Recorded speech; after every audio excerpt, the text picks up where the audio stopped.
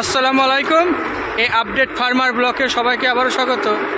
আমরা এই জ্যৈষ্ঠ মাসে আমরা পুকুর কাটছি, বা পুকুরের বাঁধ যদি নিচু হয়ে যায় বা ভেঙে যায় সেগুলো আমরা পরিষ্কার করে সংরক্ষণ করতে পারেন বা পুনরায় বাঁধতে পারেন।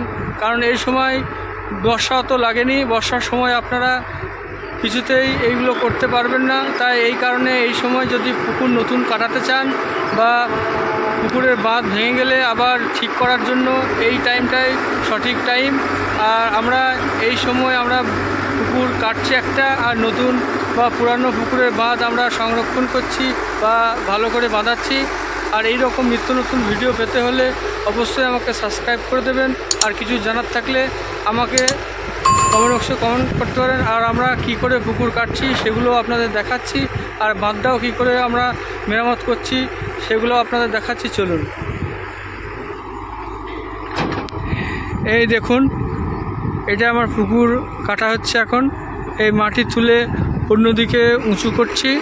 আর ওই পাশে আমার যে বড় পুকুরটা, সেটা আগেও আমি ভিডিও করে পোস্ট করেছি আমার এই চ্যানেলে, ওটাও একটু পরে আপনাদের দেখাবো।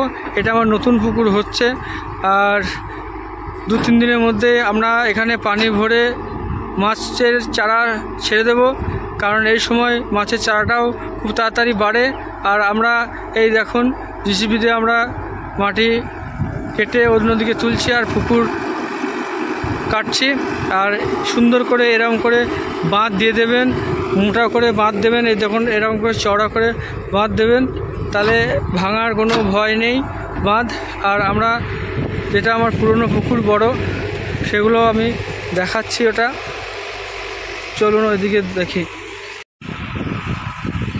এই দেখুন, এটা আমার বড় পুকুরটা।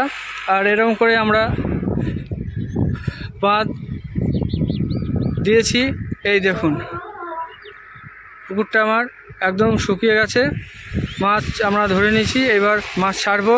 আর এরকম করে ধার দিয়ে আমরা বাঁধ খুব সুন্দরভাবে বাঁধিয়েছি। আর এরপরে আমরা কাল থেকে পুকুরে পানি ছেড়তে লাগবো। পানি ছাড়ার পর আমরা বিভিন্ন রকমের মাছের চারা আমি ছাড়বো, সেগুলো আপনাদের আপলোড করে দেখিয়ে দেব কী মাছ এই সময় ছাড়বে আর কী মাছ তাড়াতাড়ি বড় হবে। আর সেই মাটিগুলো এখানটায় দিচ্ছি, উঁচু হচ্ছে, এখানে অন্য কিছু সবজি আমরা চাষ করতে পারবো। আর এই কারণে অর্ধেকটা পুকুর করে আর অর্ধেকটা মাটি ভরাট করে দিচ্ছি। আর এই রকম নিত্য নতুন ভিডিও পেতে হলে অবশ্যই আমাকে সাবস্ক্রাইব করে দেবেন। আসসালামু আলাইকুম।